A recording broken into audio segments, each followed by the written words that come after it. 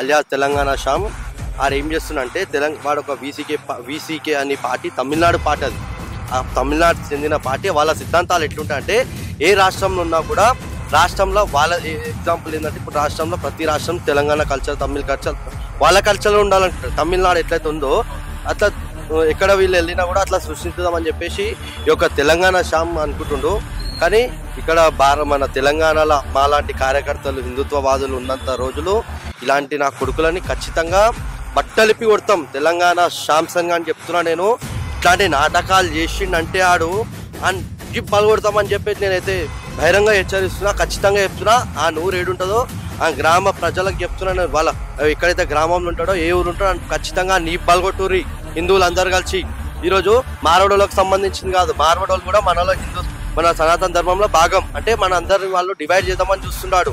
కాబట్టి నేను ప్రతి ఒక్క హిందూ బంధువుకి చెప్తున్నా, నేను వాడు ఏడ కనబడితే ఫస్ట్ ఆ నీ పాల్గొడితే ఇదంతా మొత్తం సెటెడ్ అయిపోతుంది.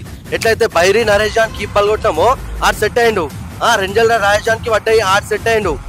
ఇప్పుడు ఈయనకి పడాలి. లేకపోతే ఇట్లా వీళ్ళ కొడుకులంతా కంచా అలే కానీ వీరపుత్రులు అంతా ఈ బైరీ నరేష్ గాడు ఈడొకడు ఇలా కొడుకులంతా కంచా అలే కానీ వీరపుత్రులు అంతా అక్రమ సంబంధం ఇలా కొడుకులంతా